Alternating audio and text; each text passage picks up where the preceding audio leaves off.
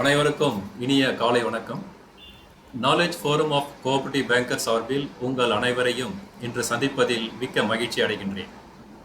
இன்று நாம் பார்க்க இருக்கும் தலைப்பு ரிஸ்க் மேனேஜ்மெண்ட் இன் கோஆபரேட்டிவ் பேங்க்ஸ், அதாவது கூட்டுறவு வங்கிகளில் இடர் மேலாண்மை. வங்கி என்றால் என்ன என்று சொல்லும்போது accepting deposits for the purpose of lending and investment என்று சொல்வோம். ஆனால் மாடர்ன் பேங்கிங் டெஃபினிஷன் என்ன என்று பார்க்கும் பொழுது banking is the management of risks என்பதே ஆகும்.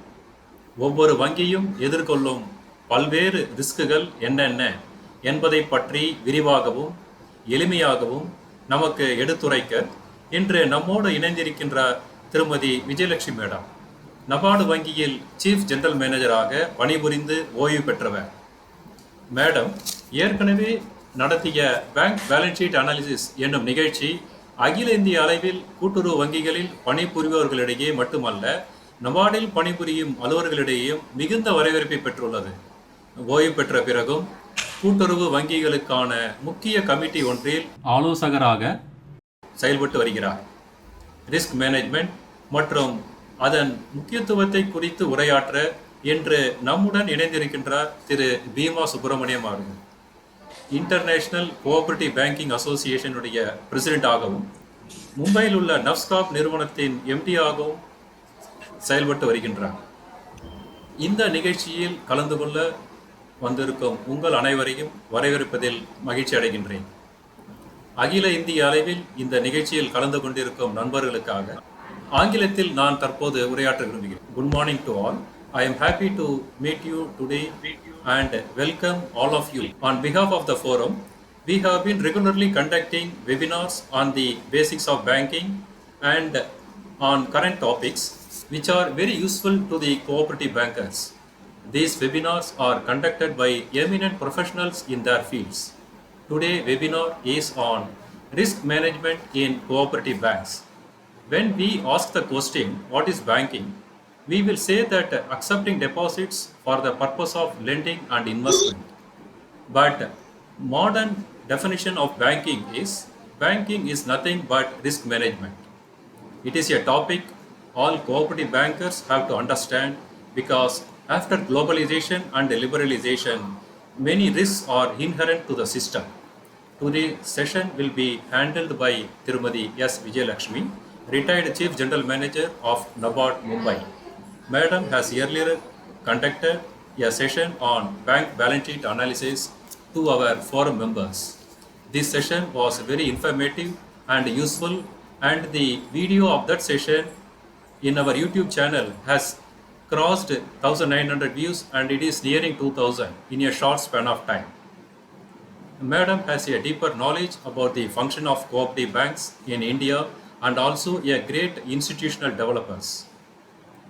To introduce the topic of risk management, today we have a special guest, Thiru Bhima Subrahmanyam, the President of International Cooperative Banking Alliance, London, and the Managing Director of National Federation of State Cooperative Banks, that is NAFSCOB at Mumbai. Sir has very rich experience in national and international cooperative banking and a guiding factor and motivational factor to all of the cooperative bankers in the national and international level. I welcome Thiru Bhima Subrahmanyam to introduce the topic to our members. Let me at the outset thank the organizers of this Knowledge Forum of Cooperative Banks and also the administrators of the WhatsApp group for inviting me to share and give introductory remarks to the excellent topic that has been identified and excellent resource person you have identified for discussion on the most important topic on the risk management in cooperative banks. Let me introduce myself. I am representing an organization whose primary role in this is lobbying with the regulators, supervisors and governments to ensure that the short-term cooperative credit institutions get their rightful place in banking and finance industry and its voice is heard by the stakeholders. In addition to that, NAFSCOB is involved in preparing policy notes and papers in the short-term cooperative structure on most important themes like risk management in cooperative banks. I do not have much of an expertise, But over a period of time, the experience which I have gained in working with the sector and addressing the most of the important issues like risk management, I would like to share with you during the introductory remarks. The banks and the financial institutions, as you would know very well, assume risk due to the very nature of the business and the normal day-to-day functions. As such, management of risk is critical to a bank or a financial institution's survival, more particularly in today's volatile financial markets and uncertain macroeconomic outlook. Among the types of banks, cooperative banks in particular will find it more difficult to manage risk due to high covariance risk in their business due to overall higher exposure to rural economy. This is further accentuated by the complex operating environment, mission, and the cooperative nature of the institution. Cooperative banks have more restrictions in the business mix they can adopt. It must be added here that though profit or financial return compensate the risk taken may not be the primary goal of the cooperatives, a close reading of the extent risk management guidelines issued by the banking regulators and the supervisors make it very imperative that to be sustainable, the cooperative bank must function on a profitable and financially viable manner. Banking landscape is changing due to issues such as risk management, the technology, the new delivery channels, centralized customer and data management, etc. Among these, risk management is a core issue. Financial and other risks common to most banks, but the intensity and the impact of risk event may differ with each subset of banking industry. Within the subset of, say, short-term cooperative credit institutions, it could differ from the tier to tier and bank to bank. As you are aware, the post-global financial crisis, it is well recognized that risk has the potential to destabilize a bank or a banking industry, which is best avoided. In view of this, as has been already indicated, nowadays, the regulatory guidelines to banks on risk are more focused on financial stability and sustainability of institutions. Regulators desire that the banks understand the riskiness of their decisions, business, and other aspects and manage the risk through board-driven policy. In this connection, the regulator has issued detailed guidelines on CRR, the SLR, capital adequacy, income recognition and asset classification, credit exposure and anti-money laundering, and also combating the financial terrorism, which the banks have to adhere scrupulously. In the case of short-term cooperative credit institutions, NABARD has issued guidelines on investments, credit monitoring analysis, and many other issues. Mere compliance to these guidelines or norms will not eliminate all the risk. What is needed is that the banks must proactively manage credit, the market, the operations, and the liquidity risks. Additionally, in view of the sizable exposure to crop growth and the rural credit cooperative banks carry a high covariance risk which needs to be managed.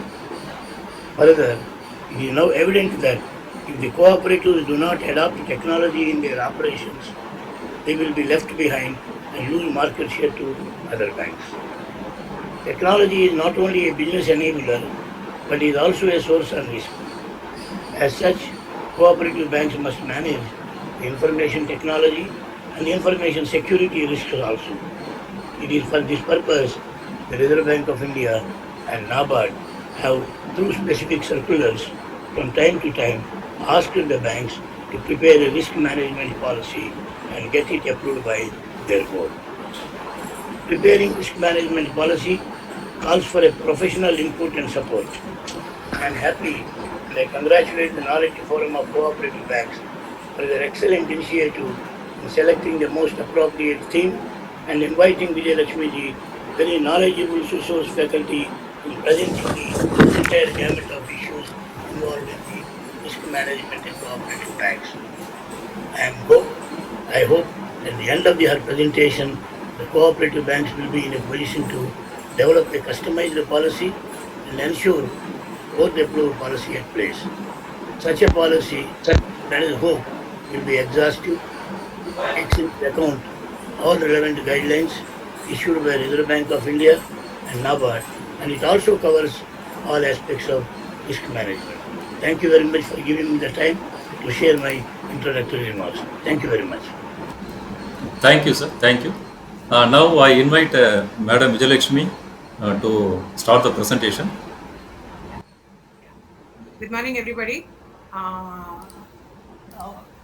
Subrahmanyam sir, thank you so much for all your kind words, and thank you for the very lovely introduction on risk management. And before I even start, I thank the Knowledge Forum Cooperatives Knowledge Forum for inviting me to give this lecture, because this is one of the most important topics facing cooperative banks right now. And why is it very important? Because the primary concern which everybody has, whichever paper on cooperatives you see, whichever committee, whichever the topic of discussion on cooperative banks is the concern of their losing their market share in lending to agriculture. Okay, that has been reducing, and what is happening is mainly because it is not that the cooperative lending has gone down. The cooperative, there is a growth in lending, and there is it is a 10% normal growth, which it is normal in normal times. But what has happened, the what you call the pie, the bigger the entire sector, the agriculture sector, the lending to the sector has grown at a much faster rate. If it goes at 17%, if it grows at 20%, our 10% is not enough. Okay, so now there is a need, that is our mandate, we have to focus on that. But while focusing on that, we have various issues. Okay, one is the increasing competition, which is taking away your share a bit. The next is banking is not like what it was earlier. Okay, like 10 years back, 15 years back also, what banking was. First of all, the brick and mortar structure. That is, you have a branch, you have a physical place where people come and they, do your banking, or if it is a society, they do all their activities. It is no more like that. Okay, banking is also virtual. If you ask me, I have not stepped inside my bank for the last, I think, 3 years. Once I came back from Chennai in 2019, I just went to the bank to give my latest KYC. After that, I have not gone there. Everything is done online. Okay, so the face of banking has changed. And when there is such a change, there is a lot of risk in doing banking now. Because it is simply, why? Because tomorrow, if I want to increase my share in lending, can I just go ahead and lend indiscriminately? No, it is not possible. I will have to assess what are the issues which will crop up when I try to push my, either my lending or my deposits or whatever business I do. If I am going to be aggressive, if I have to see what is to be done to increase my market share, to increase my profitability, I will also have to be conscious of what are the risks which I will encounter when I'm trying to do this.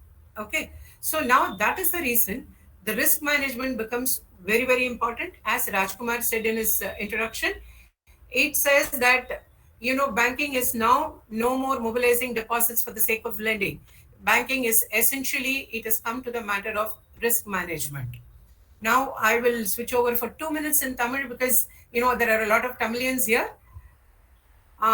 எல்லாருக்கும் வணக்கம். இப்போ இந்த risk management, ரிஸ்க்ங்கிறது இடர் அப்படிங்கிறது வார்த்தை, இது நமக்கு ரொம்ப முக்கியம். ஏன்னா இப்போ முன்ன மாதிரி இல்லை. முன்ன பேங்கிங் என்ன எப்படி இருந்தது, ஒரு ஐதர் பிரான்ச் இல்ல ஒரு சொசைட்டி, ஒரு பிசிக்கல் ஸ்ட்ரக்சர், அங்க போய் நம்ம டெபாசிட் கட்டுறதோ இல்ல லோன் எடுக்கிறதோ இல்ல நமக்கு வேற ஏதாவது ஒன்று சொசைட்டினா ஃபர்டிலைசர் வாங்குறதோ எது வேணுமோ நம்ம அங்க போய் பண்ணிட்டு இருந்தோம். இப்ப அந்த மாதிரி எல்லாம் இல்லை. ஏன்னா எல்லாமே ஆன்லைன். நீங்களே சொல்லுங்க, whether it is electricity bill, whether it is any of the bill payment system, also TNSAB is participating in the Bharat bill payment system. You prefer to do it from the comfort of your home. வீட்டில் உட்காந்து பண்றது நமக்கு ரொம்ப சுலபமா இருக்கு. So அந்த மாதிரி இருக்கிறச்ச there is a lot of risk which is embedded in banking. நமக்கு வந்து நாளைக்கு இப்போ கோஆபரேட்டிவ்ஸோட ஷேர் இன் அக்ரி லெண்டிங் குறைஞ்சு போச்சு. இப்போ இது குறையறத நம்ம வந்து என்ன பண்றோம்னா, என்ன பண்ணணும் இதுக்கு வந்து இந்த ஷேரை வந்து கூட்டுறதுக்குன்னு நம்ம வந்து எங்க வேணாலும் லோன் கொடுக்க முடியுமா? எப்படி வேணாலும் டெபாசிட் வாங்க முடியுமா? 1% மேல இன்ட்ரெஸ்ட் கொடுத்து வாங்க முடியுமா? It is not possible. Because see, imagine if to increase my deposits, I decide instead of giving 0.5% more, I give 1% more. Will it be okay? You may get deposits for that, but what will be the impact it will have on your cost of funds? There are a lot many things. It will be a very risky affair. So இந்த மாதிரி இருக்கிறத நமக்கு இந்த risk managementனா என்ன? There are different, and right now all of you know commercial banks are into Basel 3. Where are cooperative banks? Even Basel 1 is not fully introduced. Okay. Tomorrow, if to bring the banks at par, if not at par, at least one step behind. If RBI tries to implement Basel 1 or Basel 2, it is all about risk management. Okay, so what we have to do is essentially understand what is risk. See, today's lecture, I'm already telling you, எல்லாருக்கும் ரொம்ப தெளிவா சொல்றேன், it will not be as interesting as your bank balance sheet analysis. Because bank balance sheet, all of us are familiar, we want to understand, and that is something very important. But risk management, though it is important, the subject is a little dry. Okay, so you have to take a lot of interest to understand. Today, what I would be doing is cover the risk management and the basics. And then, depending on the response, we can even cover risk by risk later. So now I will switch over to the presentation. Now, what I will be doing, basically explaining what is risk, what are the objectives of risk management, what are the different types of risk. Credit risk, in market risk, we will cover liquidity risk. Interest rate risk, I've just put 1 or 2 slides because interest rate risk and the management of it is very technical. Then operational risk and any risk management, whether any of the types of risk, what are the processes which are involved in risk management. This is what we will be covering today. Now, what is a risk? Okay. Now, for example, uh, I want to go out of my house. Even during Corona time, we people have gone. Many of us have gone to even office. We know that there was a threat of the virus. Corona was even the first wave was even it was risking your life. But did we stop doing it? No. But what did we do? We put a mask. We had the sanitizer. We had so many things which we basically did to avoid getting infected. So similarly, when you say risk, what do you mean? It is a probability of loss due to unanticipated, unexpected events. So when I look at a risk, what happens is there is an event which will happen, which will probably result in a loss for me. Okay. And as far as an organization is concerned, it is a threat. Okay, that may affect the organization's ability. That is today, what is the objective of a bank? To make profit. So any incident may happen which will threaten this profitability. Then that becomes a risk. And this is an uncertainty resulting in adverse outcome. You have a planned objective. Like for example, I have an objective of, I have a target of wanting to increase my deposits by 10%, my lending by 15%. There may something happen which may cause this target not to be achieved. Okay, all these are threats. This is a risk. And basically, if you see what is a risk, it is something measurable, it is something uncertain. It is not that it is not measurable, and it is not that it will certainly happen. Every time any action you take, there is a pro, there is a con. There may be a positive outcome, there is a negative outcome. So for a negative outcome, what do I do?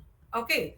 For example, if I have to get out of the house, okay, I have to go out today. Then there is always a risk. Okay, I may be hit by a car. Will that stop me from going out? No. I would still take precaution, I will walk at the edge, I will be very careful while walking. All this is what I நான் சொல்றது வந்து உங்களுக்கு இப்ப தமிழ்ல சொல்றேன். இப்ப வீட்டை விட்டு வெளியில போனாலே ரிஸ்க் தாங்க. ஏதாவது வந்து ஒரு கார்லயே அடிபட்டுடுவோம்னு வச்சுக்கோங்க. அப்ப நம்ம அதுக்கு என்ன பண்றோம்? ரோடு ஓரமா நடப்போம். அதுக்கு உண்டான ப்ரிகாஷன்ஸ் எல்லாம் எடுப்போம். ஓகே. சோ அதனால ரிஸ்க்ங்கிறது நடக்க இந்த சம்பவம் நடக்கலாம். இந்த சம்பவத்தினால நமக்கு நல்லது நடக்காது. ஆனா இது நடந்தா அதை எப்படி நான் வந்து தவிர்க்கணும்? Okay. Like I can't be without going out of the house, but I have to take necessary precautions to avoid that risk. So this is what we mean by risk. Now, what is the objective of risk management? Because I cannot stop acting. அதாவது ரிஸ்க்னாலே நான் வந்து எந்த ஆக்ஷனும் எடுக்காம சன்னியாசம் வாங்கிட்டு போக முடியாது. I can't become a sannyas. I have my targets. I have to achieve that. So, what is my objective of risk management? Basically, any business, without taking risk, you cannot grow. Okay. Whenever you do a lending, there is a risk. The repayment may come, it cannot come. Initially, in fact, in 1997 and 2000, when the 1997 for RRBs, for cooperatives, 1999-2000, when the NPA guidelines were introduced, for some time, the loan growth was affected. Okay. At the cost of, people did not want to take the risk of having NPAs. So what happened? The loaning itself reduced. But that is not a solution. It was a temporary phenomena for people to get adjusted. But then your business, you have to do. You are there basically to mobilize deposits and lend. So basically, if my business has to grow, I have to take risk. And it is a very, very normal thing that if I take the risk, the higher the profit. In fact, if you see, there are many times when even, 11 ரூபா 12 ரூபா 13 ரூபா வட்டி கொடுக்குறோன்னு. Like there are people, the Ponzi schemes, which will promise you 13% return. So what happens? We know there is a risk, but still we find many people going for it because the return is higher. Okay. இந்த மாதிரி 13 ரூபா நான் உங்களுக்கு கொடுக்குறோம், நீங்க எங்களுக்கு 100 ரூபா கொடுத்தா அப்படின்னா நம்ம என்ன பண்றோம்? ரிட்டையர்மெண்ட் பெனிஃபிட் எல்லாத்தையும் கூட கொடுத்துடுறோம். Okay. Why? Because you want a higher return. So what we have to do is, there is a risk, there is a return. So I cannot stop taking risk, then there will be no return. So what I should do is, there is a trade-off. I have to take a little bit of risk, but I also have to, which will also give me profits. So there is a trade-off between the two. And basically, risk management means I take a risk consciously. I know I have a clear knowledge of the risk. I have an understanding, and so that I can measure, and then I can take steps to neutralize that impact of the risk. I cannot neutralize the risk. I can neutralize the impact of the risk. இப்ப தமிழ்ல சொல்லணும்னா, நம்ம வந்து எந்த ஒரு action எடுத்தாலும் அதுல உள்ள ஒரு ரிஸ்க நம்ம புரிஞ்சுக்கணும். அதுல உள்ள என்ன இடைபாடுகள் வரும்ன்றத பிரிஞ்சுட்டு, அதனோட ஃபுல் நாலேஜோட, அதனோட ஒரு அண்டர்ஸ்டாண்டிங்கோட ரிஸ்க வந்து நம்ம எப்படி மெஷர் பண்ணணும் அப்படின்னு நமக்கு அந்த வழியும் தெரிஞ்சா, அதுக்கப்புறம் அந்த ரிஸ்க்கு உண்டான அந்த இம்பாக்டை குறைக்கிறதுக்கு we can take action. So risk management is very simply, it simply means that I am very conscious of the risk. I am very conscious of what will be the impact of the risk. I know how to measure the risk, and I will also have a plan to mitigate that risk. Okay. So when I talk of a risk, the risk can be a financial risk. Not every risk I take has an impact only on my profit. Okay. It doesn't have இந்த பணம் சம்பந்தப்பட்ட risk மாத்திரம் இல்லை. பணம் இல்லாத விஷயங்கள், there are non-financial risk. The loss may be very indirect. Okay. Like for example, very risky business, there is a run on the bank. There is not only a reputation loss for the bank. இப்போ ஒரு cooperative bank, RBI has closed the bank. Then what happens? All the other cooperative banks also, they suffer their reputational loss. So there is a financial risk, there is a non-financial risk. Financial risk is a direct risk because simply my profit goes down, the money I make, my return on loans goes down. Okay, so or my return on investment goes down. So there is a credit risk. We will see what is a credit risk. There is a market risk. My capital is under risk. There is also exposure risk, which is there. These are all financial. Because once there is a credit risk and the credit risk gets crystallized, credit risk in the probability of default. Okay. NPA is a crystallized credit risk. That already I mudijachu. NPA simply, when I talk of NPA, I can't call it a credit risk. It is a credit risk which has already happened. Okay. So here what happens, I have to make provision for it. So that undermines my profit. Market risk, capital risk, any of these risks, especially if you see under Basel III, there are a lot of provisions you have to do for each of the items. So then these are the financial risk where it has a direct impact on the money on my return. அதாவது என்னுடைய திருப்பி வர வேண்டிய என்னுடைய லாபத்துக்கு இதுகள் இந்த மாதிரி ரிஸ்க் எல்லாம் என்னுடைய லாபத்தை குறைக்கக்கூடியது, சிலப்போ நஷ்டத்தையும் கொடுக்கக்கூடியது. நான் financial risk are all indirect losses. For example, I have to take legal action. Okay, then there is a good image I have. Okay, then there is something which has happened. என்னோட image போயிடுது. அதாவது இந்த bank இது ரொம்ப நல்ல bank அப்படின்னு தெரிஞ்சது. அதுக்கப்புறம் இந்த மாதிரி ஒரு ஒரு விஷயம் ஆனப்புறம் அந்த பேங்கோட reputation is lost. Okay, then there are a lot of operational risk. Operational risk also we will see what it is. Now when I see the financial and non-financial, they are interdependent. Okay, because the non-financial risk, the legal risk, for example, once I have to move the court, I have to, take actions for recovery. That is costing me money. So it has a financial impact. Similarly, when there is a very suddenly something has happened, my NPA has gone up from 2% to 10%.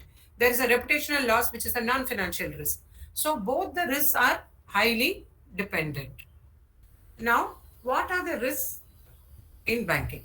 Okay, this is overall the risk in banking. But for the cooperative banks, many of the things, we will not cover, like Forex, all this we will not cover. Here, when I look at the financial, the major risk is credit risk and market risk. Okay, credit risk is the risk of default. Okay, market risk means anything, the changes which are happening in the market. For example, RBI has raised recently it raised the rate by another 50 basis points. Now this has an impact on your portfolio, on your assets. So that the interest rate risk is there. There is a liquidity risk, Forex, commodity. The cooperative banks, commodity risk is indirect. Forex, we are not into it. Now, when you look at the non-financial, mainly it is operational risk. The operational risk, that is in my day-to-day operations, I have a lot of risk. The risk may be in terms of systems, processes. For example, I have a delegation of power. A branch manager has got a particular level of delegation, like sanctioning power. Now, some branch manager breaks it. That is a process risk. Then people, there is a physical and legal risk. We will see each of it in detail. I will discuss. Okay, now first, we being the type of banks we are, our mandate is for giving credit. Okay, cooperatives have been basically, when you see the oldest 1904, okay, the act. Now, when you see for more than a century, there are some banks in Tamil Nadu where I visited are more than 100 years old. And why even during the British time the cooperatives were formed? Mainly to give loans, okay, to make credit available to the farmers. So that is our mandate. So the first thing, accordingly, I'm dealing with is the credit risk management. Now, what is a credit risk? Credit risk, simply put, the borrower or counterparty may not fulfill their end of the bargain. அதாவது நீங்க வந்து ஒரு loan கொடுத்துருக்கீங்க, அந்த loan வாங்கின party என்னெல்லாம் terms and conditions இருக்கோ அதன் அதன் மூலமாக அது பிரகாரம் நடக்காம there is a failure. Okay, so this is simply, it's a very very simple definition. The borrower does not honor the commitments, that his terms and conditions. Okay, so then what happens when this credit risk happens? This kind of a default, the entire portfolio you have given, say 3 lakhs or 5 lakhs, the entire 5 lakhs may go, or there may be a partial loss. And what are the losses due to? One, straight away the borrower has defaulted.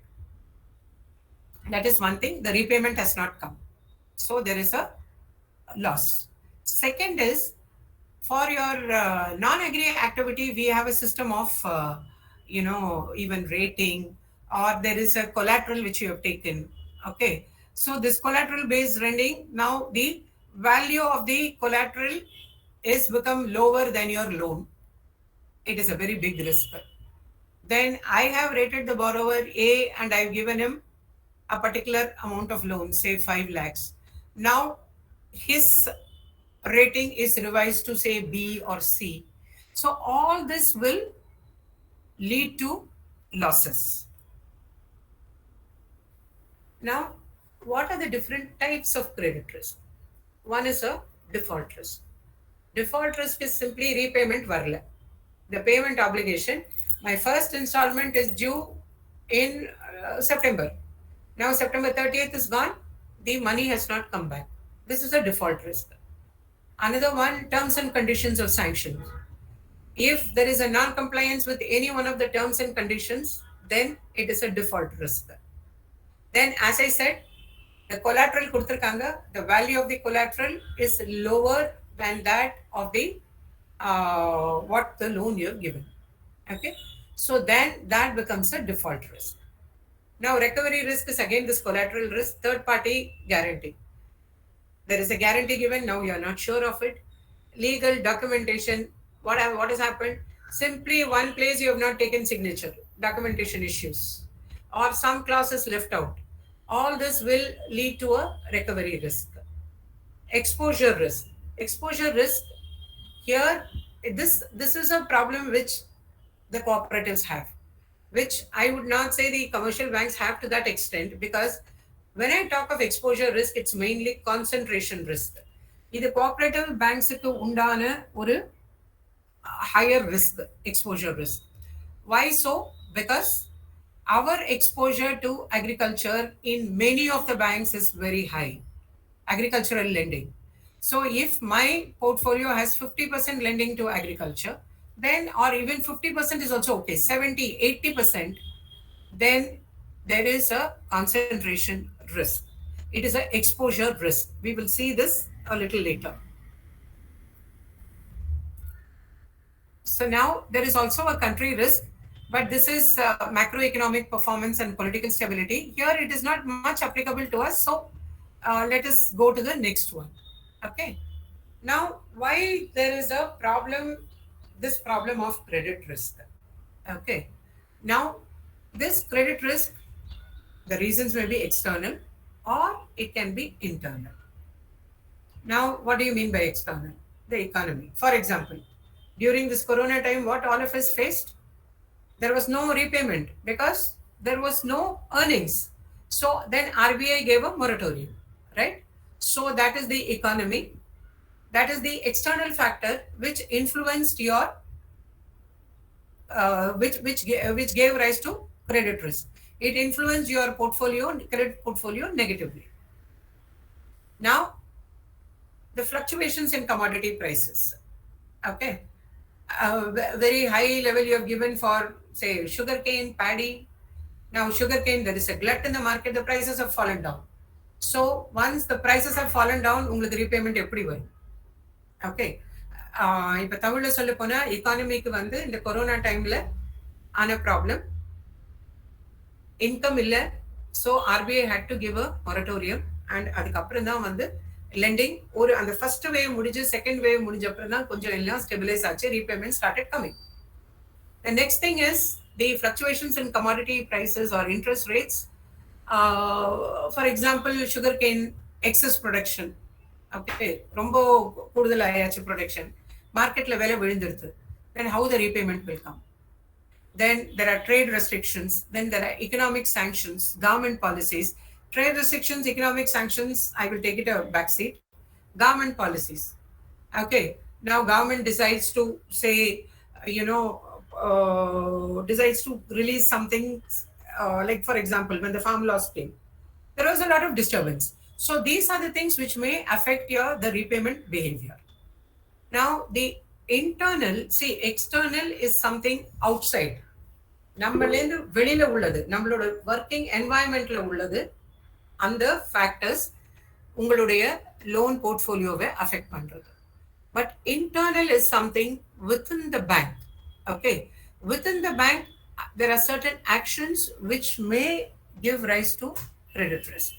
For example, my loan policy or my loan administration.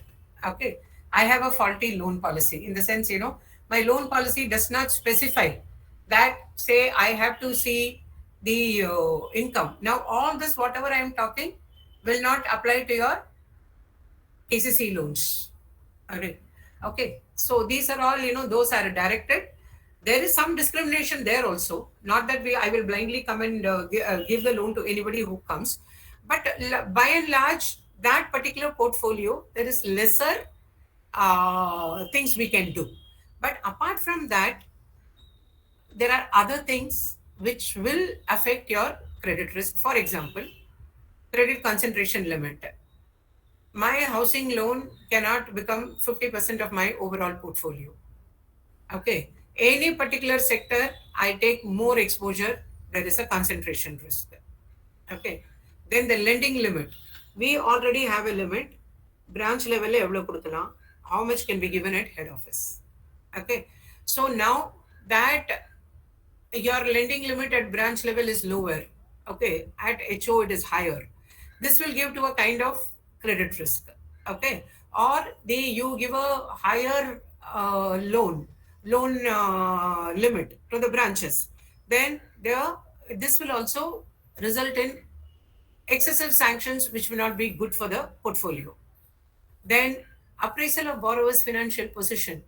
You are giving a loan, the repayment is 10,000. The person who has taken the loan probably does not have the capacity to repay, because apart from their expenses, certain portion has to be seen whether they can repay or not, that repayment capacity. So that you have not seen, then it is a failure in assessment. Then there is excessive dependence on collateral. For a particular, say, SME activity, you give based on the collateral he is given. Then that collateral, something happens to it, the repayment does not come. Okay, then there is a risk pricing. Risk pricing is very, very important. In fact, the future of banking will be based on how your capacity to do your risk pricing. Right now what is happening, risk pricing na enna? Risk pricing na loan kudukkaracha and I price my loan, I add the premium, the risk premium I add. Okay, it is not blindly that say it is a non-agree activity, I give 11%. No, for the activity it may be 11%, may be the loan, but I look at the borrower's credit rating, borrower assessment. I find the borrower low risk, then my risk premium for standard asset, whatever is there, I may keep only that. Okay, 25 basis points or 30 basis points. Whereas I find the person may be good, but the sector, the industry, the activity he wants to do may be a little risky, then I put a risk premium of 50 basis points. Okay, so what happens is the risk pricing is very, very important. If I don't load the risk pricing, it may result in a loss. Okay, so here தமிழ்ல சொல்ல போனா, நான் இப்ப loan கொடுக்கிற சமயத்துல அந்த borrower-ஓட அவரோட ஸ்திதி, அவரோட rating, if the rating is good, ஏவா இருந்தா ஸ்டாண்டர்ட் அசெட்டுக்கு உள்ள provision 25 basis points or 30 or 40 basis points. Only that I add to my interest rate. அதாவது 11% இன்ட்ரெஸ்ட்னா அப்போ நான் 11.4 I can offer. Whereas அந்த borrower வந்து if I feel the risk is higher, there may be a problem. Then I can even put 70 basis points more and then say 11.7. But this risk pricing is internal to the bank. There should be a credit risk management committee. There, your investment committee will also be there. It will be all this. The board has to approve, and only then this risk pricing as a policy has to happen. So now, how do I manage the external risk? One, my loan portfolio has to be diversified.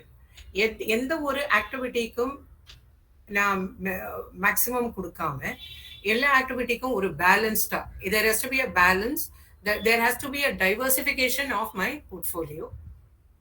My credit policy, I will review it.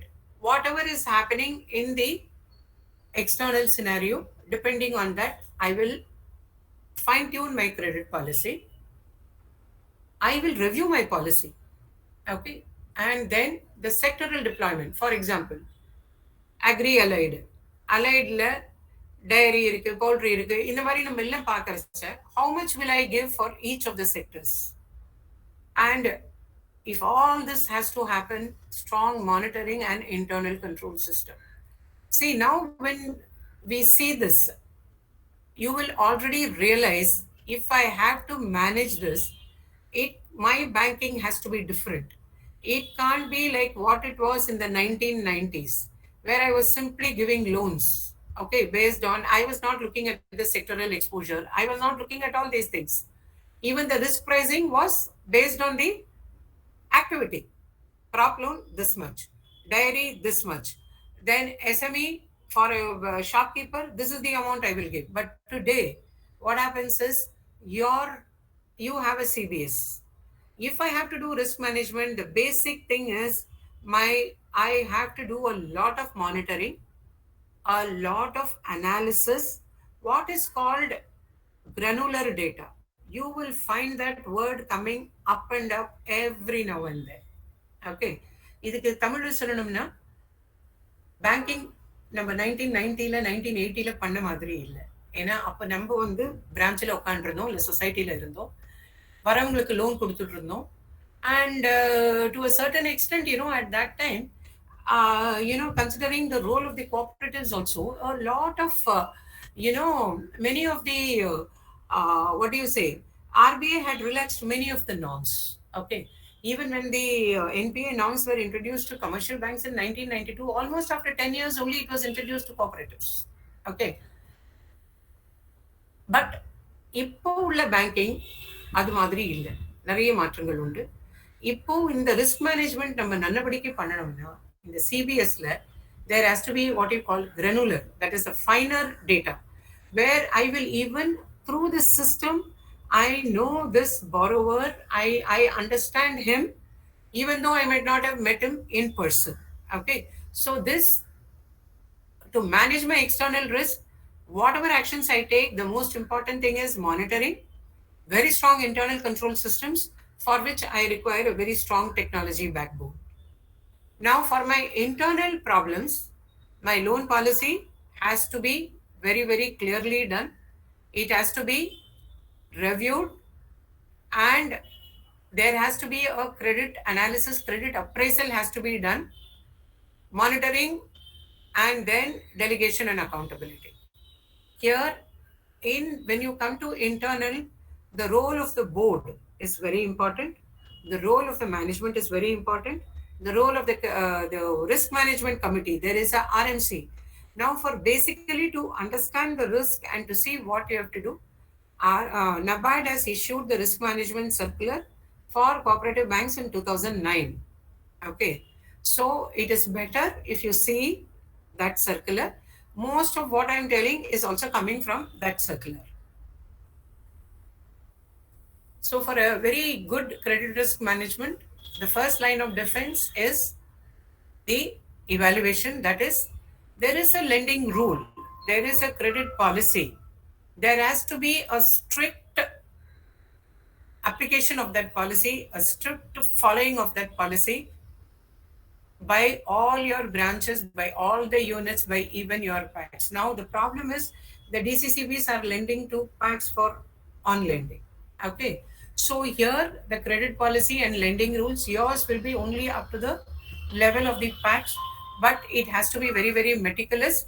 Now, probably once your packs computerization happens and you're also able to see the data of the packs, there may be a little more effective monitoring and management by you. Then the credit risk for every loan you give, the credit risk has to be analyzed. And here, a very important thing, keeping in view the interest of the bank.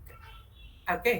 இப்போ தமிழில் சொல்லணும்னா உங்களுக்கு landing rules credit policy எல்லாம் இருக்கு, மெட்டிகுலஸாக follow பண்ணணும். அதுலேருந்து எந்த ஒரு there should not be any divergence. நமக்கு தெரிஞ்சவங்க வந்தாங்க, இல்லை அவங்க சொன்னாங்க இவங்க சொன்னாங்கன்னு மாற்ற முடியாது. Then the other thing is there has to be a assessment of the credit risk. And when I do the assessment of the credit risk, I have to assess the credit risk for the portfolio as a whole, as well as for the borrower. And what interest I will keep? I will keep the interest of the bank when I do this. It is no other interest which will come into play. Now, the risk, I have to concentrate on the pricing. Okay. Which means I do a risk-based pricing. The pricing is discussed more. How do I do it? Then the third is monitoring. Okay. This is the third, but the most important line of defense. There is a continuous ongoing monitoring. See, the moment you give the loan, you can't say that I have given the loan and I am through with it. Okay. முன்னெல்லாம் நம்ம என்ன பண்ணிட்டு இருந்தோம், லோனை கொடுத்துட்டு அவங்க எப்போ வராங்களோ அதுக்கு வெயிட் பண்ணிட்டு இருந்தோம். இப்போ அந்த மாதிரி இல்லை. You cannot wait for the borrower to come and repay. There has to be a constant monitoring. There has to be a constant awareness of the borrower's activity. It is highly now, the monitoring is at a very high level. And it is monitoring not only the borrower, it is overall monitoring of your entire the risk, because even the portfolio has to be monitored at the level of the portfolio, not only at the level of the borrower. Okay. So now if you see the stages of credit risk management, if you see, it is a cyclical thing. There is an arrow connecting all the four, and then it is a repetitive cycle. That is, I identify the risk, I measure the risk, I see how to monitor, I monitor it, I devise, then the mitigation measures means how to neutralize it. Okay. And then what happens is a continuous cycle. I cannot rest. It is an ongoing process. I can't say the first year I follow up with the borrower, I feel okay, model installment vandachu, first installment has come, second installment has come, I cannot let go. I still have to monitor. I have to do periodic visits so that I'm sure that till the last installment I get the repayment. Now, what is the framework for credit risk management? There has to be a credit risk management policy. Now, if you see, even NABARD inspection la vandalo, if any of you are involved in that, say the planning department, then you will know. Even when we do the inspection, basically for every area, we will say, is there a policy you have? Whether it is deposits, whether it is advances, whatever it is. Like similarly, the banks are expected to have a risk management committee. You are expected to have an investment committee. You are expected to have a credit risk management committee, operational risk management committee. There is a committee approach to everything. There will be a policy for each and every activity you do. And every policy will be approved by the board and also the credit risk management committee. And when you look at this, the board will, the senior management, the management will put up the policy, will put up the monitoring reviews to the board, and the board has to approve it. So there is a very, very important role, because when I talk of risk management, what is very, very important is governance. Okay, the risk governance. Adavadu, it is not enough if I have a policy. Policy எழுதினா மாத்திரம் போறாது. And the policy follow பண்றாங்களா, whether the policy is being followed. That monitoring has to be done. and that has to be reported to the board. So it is a very, very crucial thing. Risk governance is very important. There has to be a risk rating. Of course, it mainly applies to the non-mandated credit portfolio.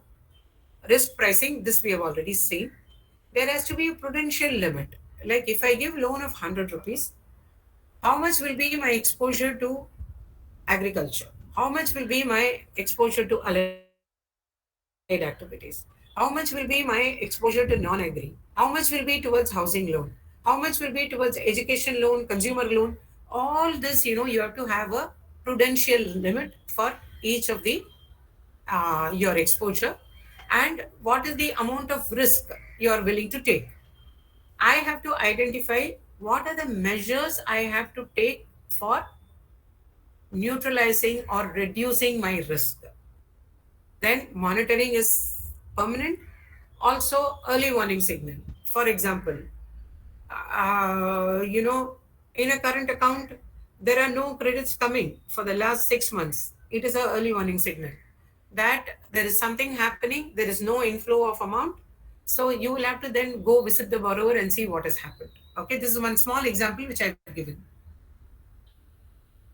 Now, Credit Risk Management Committee, the board of directors have to should have the overall responsibility for management of all types of risk. The risk management committee is a subcommittee of the board. Okay, and it has to include the CEO and the heads of credit. Market is actually relating to investments, but they will also be in credit. So for the investment committee matters, the credit people will also be there because these are mutually dependent. And the operational risk management committee, all the heads will be there in the risk management committee. Then what you do is there is an integrated risk management, and then there are individual risk management policies. And all this, we have to devise policies accordingly. So this is a macro level RMC, which will look into each and which will encompass each and every kind of risk and the policy for each and every risk. And each and every type of risk I identify will have a committee. For NSL credit risk management committee is for credit risk. Overall, bank there are several risks which we have seen. Naale anje type of risk. So for all this, I will have an overall risk management committee. And for each of the individual risk, credit risk, operational risk, and market risk, I have separate committees. All of them will be a part of the risk management committee.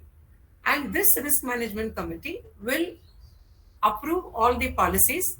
It will approve the strategies. It will put up to the board, and on the final approval by the board, actions will be taken. Now, there is a credit risk assessment tool, but then to a certain extent, it has a very limited application looking at our portfolio. Cooperative portfolio, when you see, like expert judgment, we even now use. Even in your pack, if a particular person comes, the pack secretary will know that this person, we can give this much, this is possible. They themselves will say, no, this person you need not give. Now, that is a typical expert judgment. There are credit rating systems. Many of you have the credit rating system for all your non-agri loans, and also, your limits, the exposure limit, which I will face. Like I can say 100% of my loans will be towards agriculture. All this we are doing unconsciously now, but this has to be done very consciously. Credit risk assessment tools நீங்க பாத்தீங்கன்னா expert ஜட்மெண்ட்னா என்னது? உங்க back செக்ரட்டரியே சொல்வாரு, இந்த ஆளு லோனுக்கு வந்திருக்காரு, இவருக்கு கொடுக்கலாம், இவருக்கு கொடுக்க கூடாது, இல்ல இவருக்கு இவ்வளவு நீங்க 3 லட்சம் ரூபாய் கொடுத்தா திருப்பி வராது, 1 லட்சம் ரூபாய் கொடுத்தா திருப்பி வரும். நிறைய விஷயத்த நம்ம இந்த மாதிரி சொல்லி கேள்விப்பட்டிருக்கோம். That itself is an expert judgment. Credit rating இருக்கு. இப்போ if you are going to give a consumer loan, you will have a credit rating questionnaire மாதிரி இருக்கு. அதை நம்ம ஃபில் பண்ணுவோம். ஸோ இது வந்து எல்லா ஃபினான்ஷியல் நான் ஃபினான்ஷியல் எல்லா இன்ஃபர்மேஷனும் கேப்சர் பண்ணி then we have a credit rating system. Then we have a limit system. அதாவது எந்த போர்ட்ஃபோலியோக்கு நம்ம எவ்வளோ கொடுப்போம், ஹவுசிங் லோனுக்கு நான் எவ்வளோ கொடுப்பேன், எஜுகேஷன் லோனுக்கு எவ்வளோ கொடுப்பேன். இப்போ எஜுகேஷன் லோன்ல என்பிஏ ரொம்ப ஹையா இருந்ததுன்னு வச்சுக்கோங்க, you can continue to lend there. If your education loan has a very high level of NPA, we have seen banks automatically reducing their exposure to that particular sector. Okay, so this is what we mean by the limit system. So when I do a risk rating, it is a conscious decision I take that this borrower is, I've given him a rating of A, he is good. This borrower I've given D, so it is very risky to give to him. So it is a informed decision. Okay, informed decision la na yosichu edutha mudivu adu, and accordingly it comes back to risk pricing. So what are the good C's of credit? Okay, these are the 5 characteristics: the character of the borrower, the capacity of the borrower, what collateral he gives, what is the capital, and what are the conditions in which he operates. These are the 5. The bad C's of credit is, first of all, competition. I am having a very severe competition with one of the banks there. So if he gives 3 lakh, I will give 3.5. I want to take the borrower away from him. But this kind of competition will finally result in a loss for you. Then communication is the message which goes to the borrower has to be clear, and we cannot say something which is contrary to your terms and conditions. Next is your complacency. I can be relaxed. Okay, 2 installments have come. Fine. Now the loan is on track. Now the person will keep repaying. 2 installment வந்தாச்சு, இனிமேல் எனக்கு கவலை இல்லை அப்படின்னு நினைக்கவே முடியாது. Next is carelessness. Carelessness, especially with reference to documentation. ஏதாவது கேர்லெஸ்ஸாக போனோம்னா it will result in a loss. And then contingencies. Contingencies is, I do not, அதாவது இந்த தடவை மழை வருமா இல்லையா அப்படின்னு நம்ம யோசிக்காம தான் கொடுக்குறோம். பட் ஒருவேளை மழை வராம போனா என்ன பண்ணும்? That is, we feel there will be a good monsoon and we are lending. But you always have to have a contingency plan in case if it doesn't rain, then my repayment will not come. What do I do? So this is a contingency plan which I have to keep. So now risk pricing, you see here, how do you do the pricing? For example, these are the 4 elements of pricing. அதாவது நான் வந்து இந்த interest rate for a particular product when I fix, what am I supposed to say? எப்படி நான் interest rate fix பண்ணுவேன்? First will be my funding cost. Okay, அதாவது my deposit or my borrowings, my total cost of funds. Say 100 ரூபா if I borrow, my cost of funds is 80 paise or 1 rupee. Okay, then my operating cost. Operating cost la the number of visits I take. Okay, then the processing fees and the operating cost la varum. Then what is my cost of management? Salary plus my overhead. All this has to be taken into account. Then the risk premium. This is what I was talking about. I feel the borrower is A rated, so which means I don't expect him to default normally. So I may put a premium of only 40 basis points, which is my standard asset provision. Okay, so I may put only that 40 bips. Then the next thing is I will take into account a profit margin.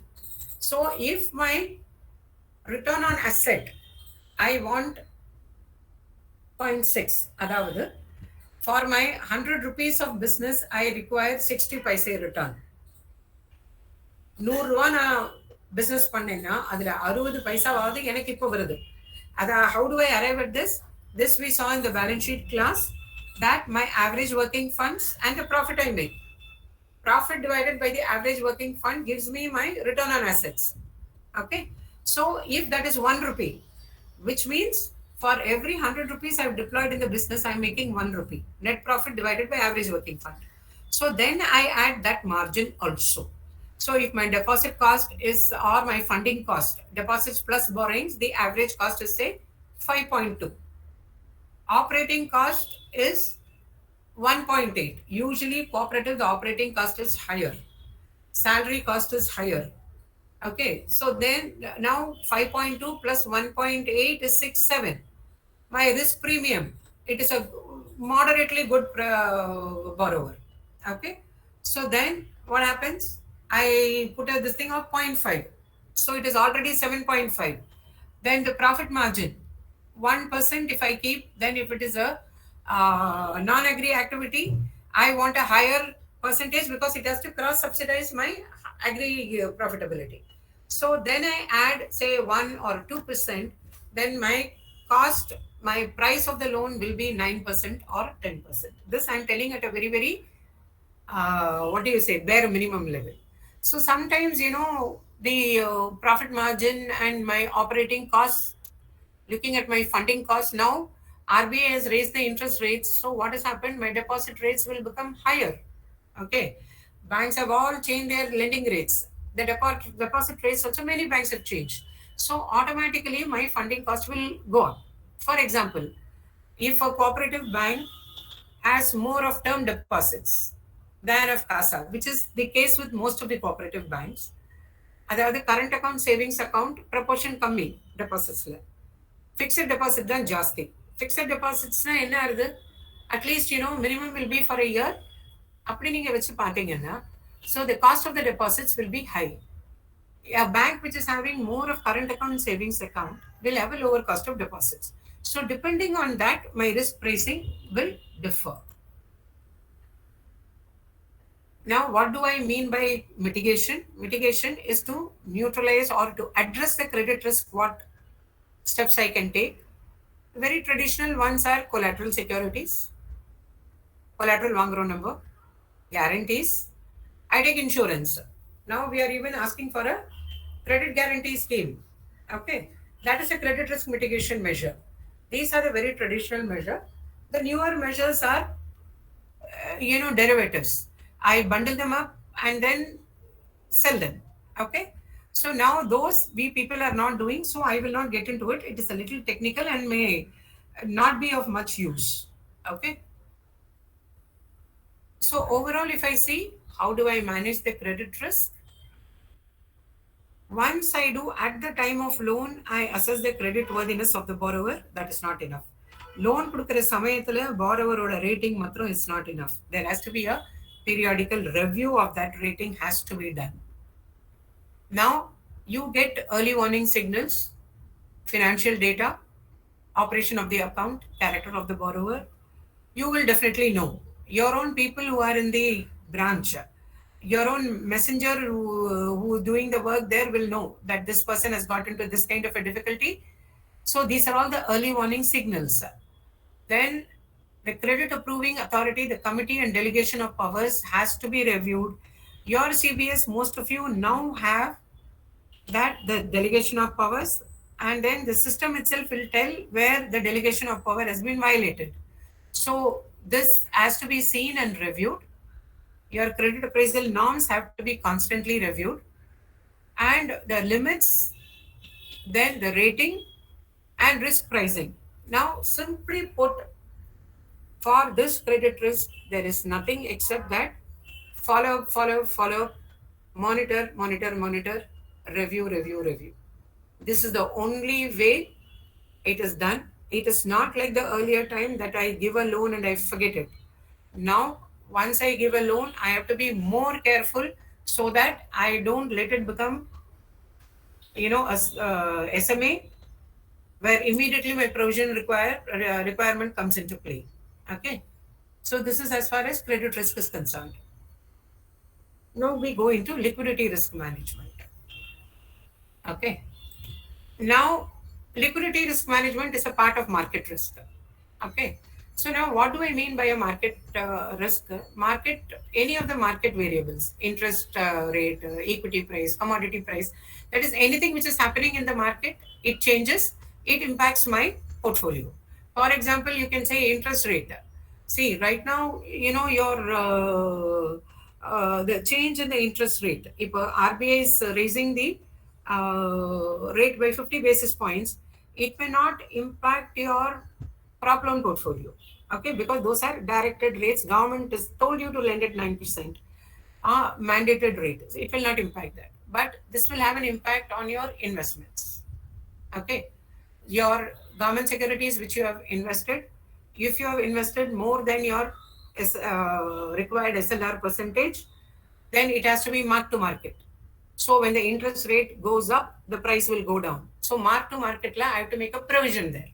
Okay, so this is how the market rate will market risk materializes on your portfolio, and this will cause substantial changes in income and profit of the banks. So இது தமிழ்ல சொல்லணுமானா மார்க்கெட்டுங்கிறது என்ன வேணாலும் இருக்கலாம். Interest rate, foreign exchange rate, equity price, commodity price, anything. இப்போ interest ரேட்டுக்கு நான் என்ன ஒரு எக்ஸாம்பிள் கொடுத்தேன்னு, இப்போ RBI 50 basis point ஏற்றிருக்காங்க.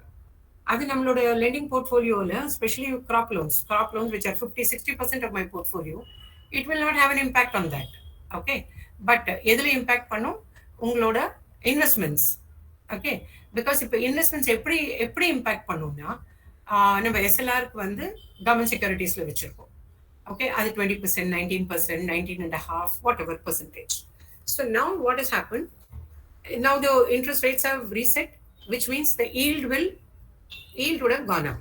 Okay, now I have bought a government security paper 7.38 வாங்கியிருக்கேன் நான். Okay, maturing in 27. So when I bought this particular G-Sec, I would have bought it, say, at auction at par 100 rupees வாங்கியிருக்கேன். But now tomorrow, if I have to sell it in the secondary market, the price, because the yield has gone up, the market, when the interest rate goes up, it has a negative impact on the price. The price of the security will fall, which means in the secondary market, if I try to sell it, I will be at a loss.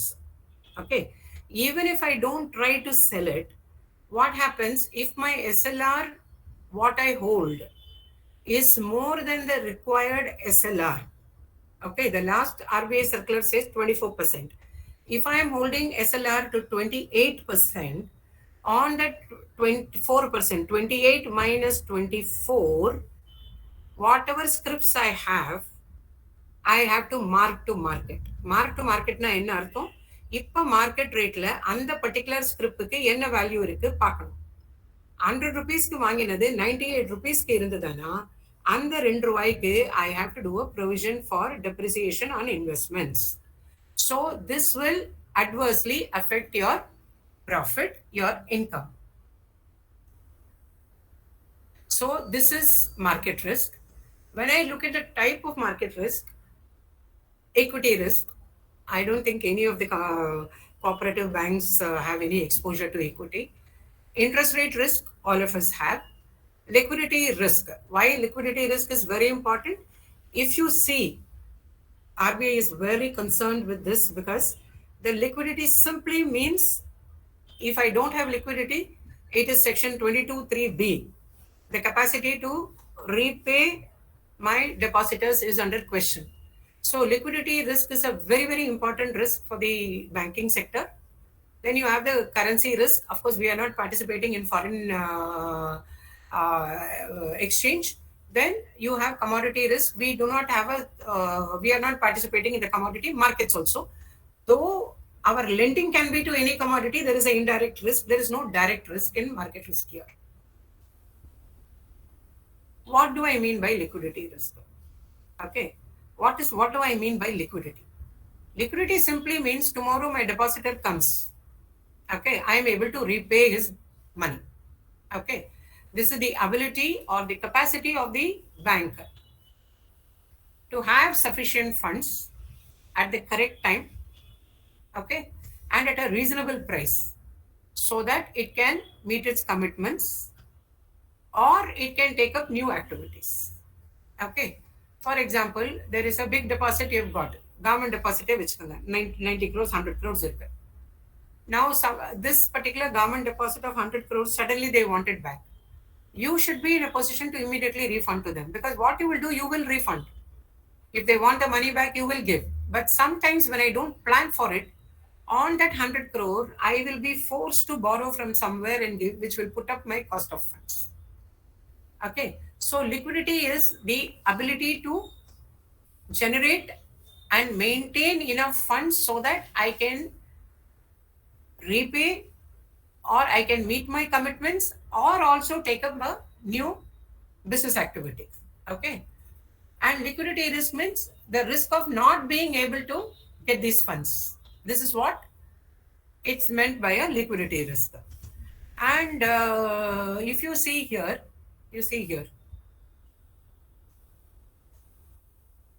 now suddenly, what we call the run on the bank. Okay, very recently, some of the urban cooperative banks, you see what had happened. Even one or two of the private sector banks.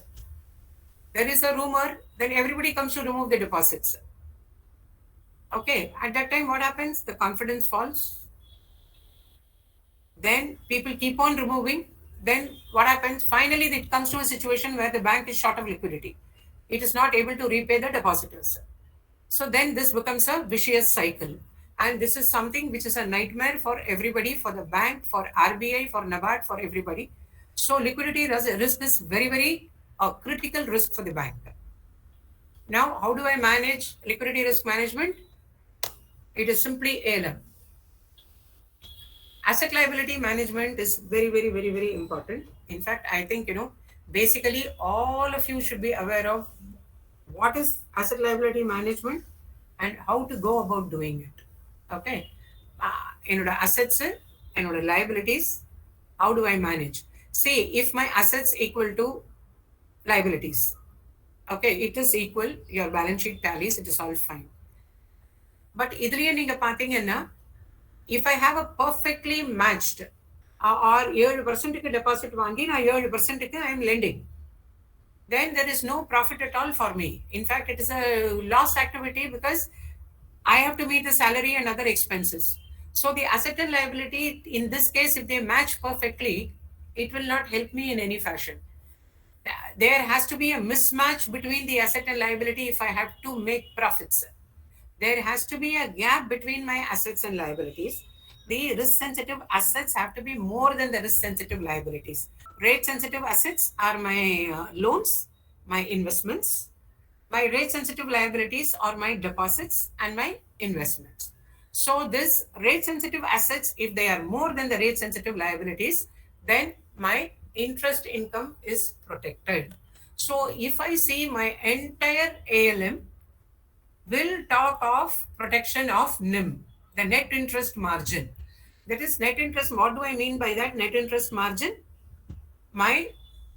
The interest I earn on advances and investments minus the interest I pay to the depositors and to NABARD and SCB or to whomever I have borrowed.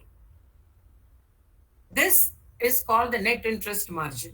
That is, this is the banking business, and on that banking business, usually the NIM will be around 3.5.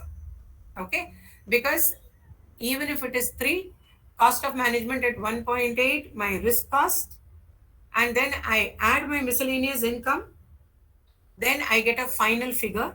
And as I told in my balance sheet class, my return on asset, it has to be above 1% for me to be a very good institution.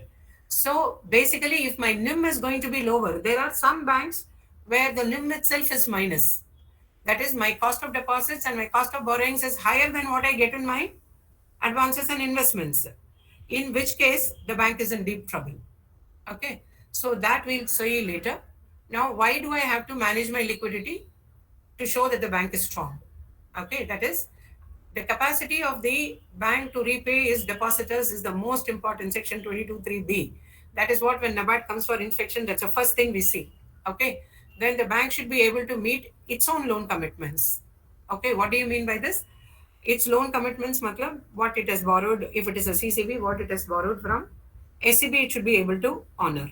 If it is a SCB, what it has borrowed from NABARD, from other higher financing agencies, it should be able to meet its commitments. Because what happens if it is not able to meet its commitments, what we will do?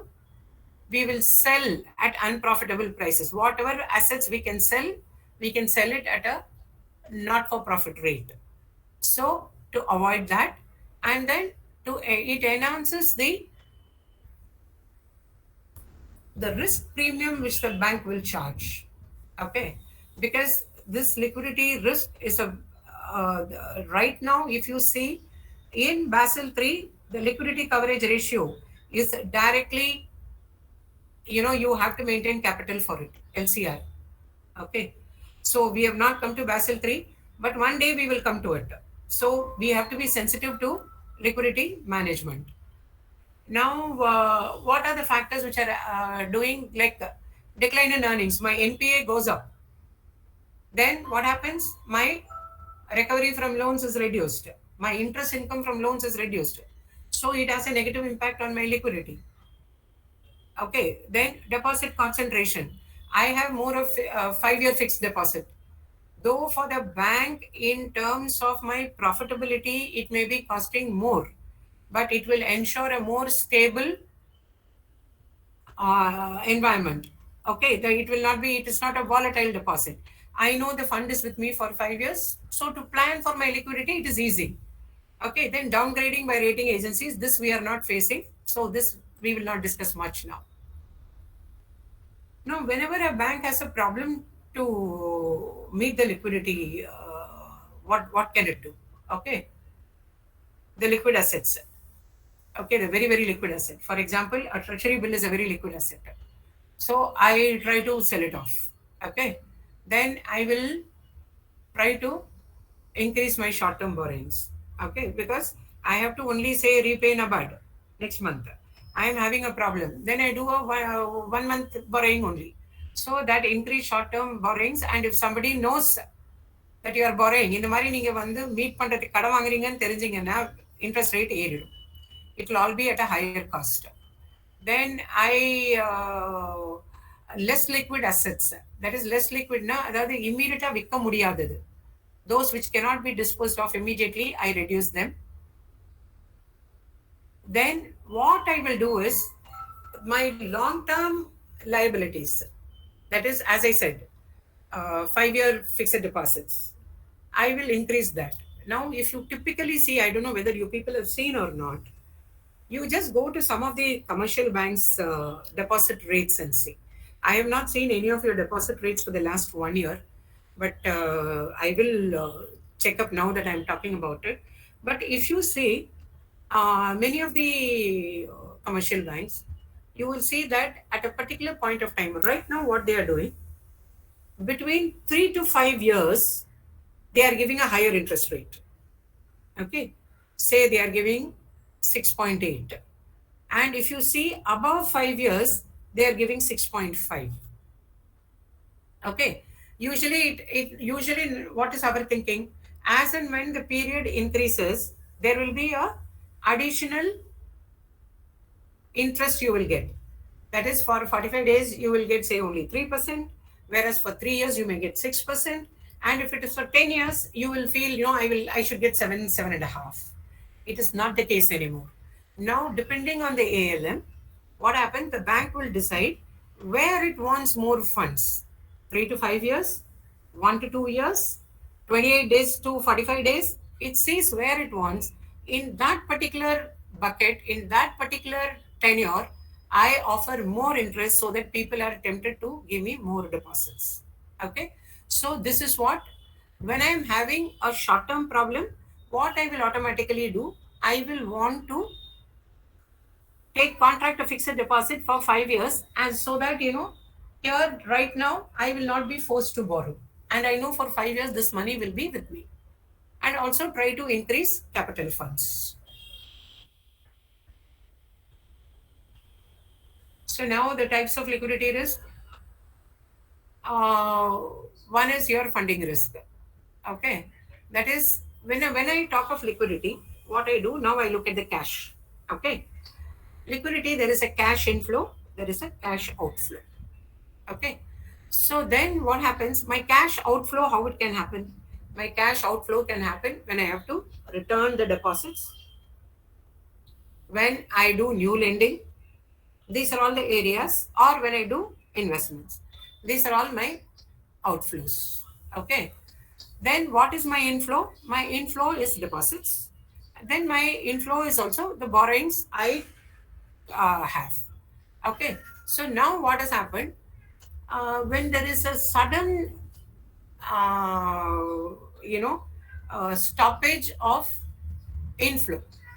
Okay. That is, deposits are not renewed. I have 3 government deposits which have kept 90 crores or 100 crores each. This 300 crores is not getting renewed, or suddenly they want the money back. So then what happens? I have to make arrangement for increasing my net outflows. This is a funding risk. Okay. Then time risk is non-receipt of expected inflows of funds. Now my crop loan I have given, monsoon has failed, so my immediate repayment is not going to come. Okay, or it can be a non-recovery. This is a time risk. Then a call risk. Call risk is for your contingent liability. You have given letter of guarantee.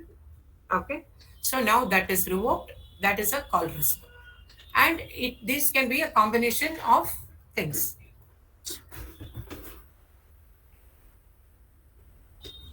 Now, what is the essential for a liquidity risk management? Again, as usual, I have to have policy, I have systems, I have to have procedures. My board has to be kept informed. The liquidity has to be monitored at board level. Every board meeting, a note has to go. There has to be a constant monitoring. This will be done by the concerned department in head office of the bank. There has to be a constant MIS. There has to be a MIS in your CBS which will give this. Then what I do, I will then look at my deposits, my borrowings, my advances, my investments. I will set tolerance levels, limits. Okay. So that, cumulative outflow versus inflow, I have to have a thorough knowledge of it. The RBI has prescribed two statements, the structural liquidity statement, the dynamic liquidity statement. Structural liquidity statement is compulsory for the cooperatives to report, and that is to be done in Ensure. But till I was there, I retired only in February. Till before February, what we saw was the compliance to this particular upload was even less than 50%. So we don't know whether the cooperative banks don't even see this. I don't know how many of you prepare that. And the statement Ensure நீங்க upload பண்ண வேண்டிய return. But and the return of the compliance is not even 50%. And it is a very, very critical, important return. அதுல வந்து once you see that cash inflow, cash outflow, then it will give you the pointers, loan to deposit, loan to capital, which are the areas I have to concentrate. I will be able to know once I look at that statement. Okay, that statement I'm discussing down. Now, how do I measure and manage liquidity risk? Okay, see, for example, for measuring and managing credit risk, I think I forgot to put that slide. One, there are a lot of tools which are used. Okay, like even if you, and we have to use it. For example, a very, very simple example I will give. Even if you go to a tea shop fellow, back of the envelope, அதாவது நம்ம ஒரு சின்ன காகிதத்துல போடுற கணக்குன்னு சொல்லுவோம். Even in that, he will know how many people owe him what money, what is his cost, what is his this thing, everything he knows. Okay, like that, when I also do know, I have to have a very, very clear picture of what is what. Okay, so, and there is a question of what if. So even for my credit risk, I have something called a stress test, which I think NABARD has been planning to introduce. I don't know whether they have introduced it now or not. A stress testing of your loan portfolio. Okay, so then how do I do this stress testing? What I do is, what happens if my NPA level goes up by 0.5%? Then, I will put out a scenario analysis that my income reduces. I have to make more provisions. What will be the impact on my profitability? Okay, a very typical stress testing. It is done. RBI does it for the commercial banks and it is even published. Okay. For the liquidity risk management, that is for credit risk. Here also, there is a what if is there in all risks. For the liquidity, it is a ratio analysis I can do. Okay, I can review the asset liability on a particular date. This is the stock approach. Stock approach means the status quo. Whatever I have right now, with that, I can do that.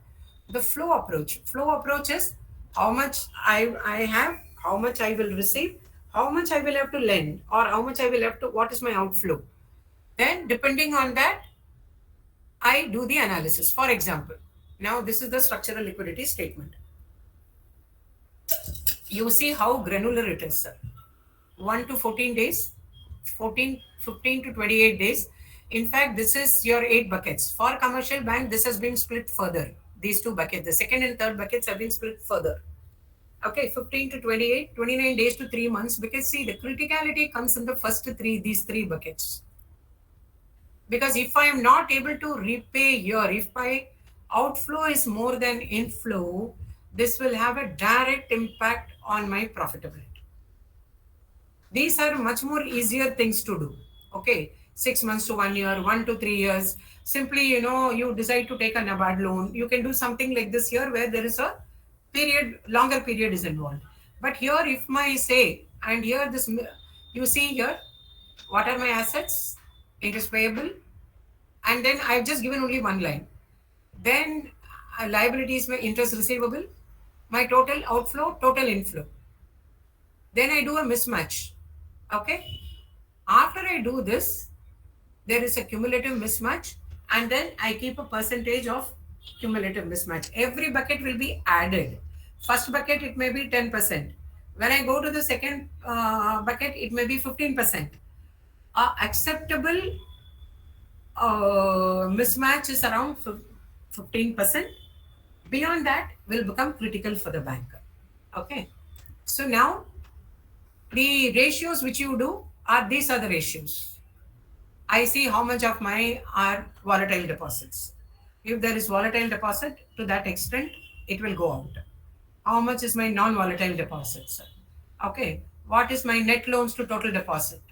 Okay. What is my short-term liability? Short-term liability means repayment which is coming up within a month. Then any short-term deposit I have to repay to my total assets. Okay. My short-term, if it is a lower one, it is good because it is less volatile. So these are the liquidity measurement ratios. Then this is the flow approach. This is very, very important as far as the cooperative banks are concerned. I am aware that most of the cooperative banks have not understood this statement, are not doing this statement. And right now, things are going stable, it is fine. But at some particular point of time, it may become critical. Okay. You also do alternate scenario analysis. A bank should analyze liquidity using what if. Okay. Alternate scenario analysis, like what I can do? General market conditions. I can see normal situation. Suddenly there is a crisis scenario. Crisis scenario may be bank specific, area specific. Banks in a particular district may have a problem. Particular area may have a problem. But overall, like what happened, no, like when Corona happened, nobody could have foreseen that there will be a pandemic. We will all get locked inside the house for a year. Who thought of it? Okay. But right now, if you see all the disaster recovery and all that different scenario analysis will now include that also, that something like this may happen. So this is a what if scenario which you have to see. Okay. And each of this situation, this is what we call the worst case scenario. இப்போ நம்மளோட personal லெவல்ல கூட you see நமக்கு இந்த பணம் பெரட்ட முடியலன்னா நம்ம என்ன பண்ணுவோம்? We think. Even at personal level, we have a plan. You want to put your son to engineering course, and then you say that I will have to borrow this much. But you will also know if from this source I am not able to borrow, what I will do. So there is a what if analysis we do even at our personal level. Similarly, the organizational level also you will have to do. Okay. Now, the role of the board. You will feel the board, they meet once in 3 months, they meet 6 times a year. Liquidity, though, is something, so operational, so specific, what the board will do. Nobody will listen to it. RBI will simply not listen to it. You see NABARD circular. Liquidity risk, board has a primary responsibility for liquidity management. Okay. All the limits will be fixed by the board. Of course, the inputs will be given by the Liquidity Risk Management Committee, by the Risk Management Committee, the management will have to report. But basically everything, including the guidelines, the internal controls, what are the limits, the policies, okay, the review of the policy, everything has to be done by the board. You have to have an ALCO, which at least 50% of the banks, to my knowledge, I may be wrong, may not even be having, or if they are having, not functional. Okay. But ALCO has to do this review and it has to be placed before the board for ratification. Okay. Now, how do you effectively plan for liquidity? Okay. Simple thing is you can't wait for the problem to arise. You do the flow approach. You see already after 15 days I have to repay this. So 15 days before itself you have to start acting. Okay. Then you have to see the funding mixer. Okay. And I cannot rely on one source of liquidity alone. You can't rely only on SEB. You can't rely only on this. You also have to start mobilizing deposits. SEB cannot depend only on NABARD because you never know what will happen. Okay. So what happens is you have to have more than one source of liquidity. Okay. Then identify size of potential deposit and fund withdrawals for the future horizons. You see the alternative sources, and if at all you have to dispose of any asset, even that has to be planned much prior. Okay. So this is as far as liquidity risk is concerned. Now I will very fast come to the end of my talk, because interest rate risk management, I already told you I'm not going to cover much in that because this is highly specialized. Okay. Because the net interest income or the net interest margin, what we call, is what is required to be protected. Okay. And here what I do when I look at the interest rate risk, as I said, my rate sensitive assets, my rate sensitive liability, I will have to see what is the interest rate scenario. Right now, what is the interest rate scenario? It is a rising interest rate scenario. Okay. The strategy will be different. Then if it is a declining interest rate scenario, the strategy is different, because the strategy is all this. There is a maturity gap, duration gap, simulation, VAR. All these are technical subjects. This, what is expected is your, say your head office, the investment or planning people are expected to know. This will itself entail 2-3 sessions separately. Okay. But this in short is interest rate risk. What is very important is your operational risk management, especially with IT coming into the picture. Operational risk management has become very critical. Okay. What do I mean by operational risk? Risk of direct or indirect loss resulting from failed processes, people and systems, or from external events. So when I see this, okay, anything, the process, people, system, external events, like fraud is the operational risk. Okay. IT risk. There is an internet virus. Your cybersecurity risk is an information technology risk. Then human resources risk. Your recruitment procedure. Okay. Then, the quality of staff. All that. Then, unforeseen fire, flood, earthquake. There is a loss to assets. Then there is a relationship risk. Okay, that is, there is a change in regulatory requirement, lawsuits. A particular bank is, you see, there are a number of lawsuits against it. That is a relationship risk, and the bank has to review what it has to do. For this, there are 3-4 method of assessing this. This again, you will find it in Basel 2. Okay. But we ourselves have given even cybersecurity, how to manage. For many of it, NABARD circulars are there. Okay. Here, even for operational risk management, basically what you have to do is to do risk monitoring so that you can control the operational risk. For example, right now, what are we telling all the banks? Please do not have your USB ports open even in your branches anywhere, because you are all now in CBS. In one branch, some USB port is open. Somebody puts a pen drive, downloads some song, and finish. A malware or a virus comes in and it destroys your entire CBS. So this kind of control has to happen. Now, one thing is, it is called the hardening of the drives. We have said you close all the drives. Okay. So operational risk management policies and procedures and internal control. Now, for any of the risk management procedures, these are the 5 steps you have to take. Any type of risk. One is you have to understand what the risk is. Okay. Second, you have to see which are the ones which are natural. Okay. That is, which are the ones which you can overcome, which are the ones which very critical, where you will have to seek external support, And this kind of the categorization of risk also has to take place. I myself have to see what is my risk appetite. Why it is very important. My risk appetite is something, like even when I say, for example, housing loan right now, my portfolio is only, say my housing loan portfolio is only 3% of my total loans and advances. Now, RBI has relaxed your maximum amount. Okay, 30 lakhs, say now it has become, say, 70 lakhs. Okay, I may be wrong, it may be 70, 75, whatever. So now you have to decide. Now 3% was my housing loan portfolio.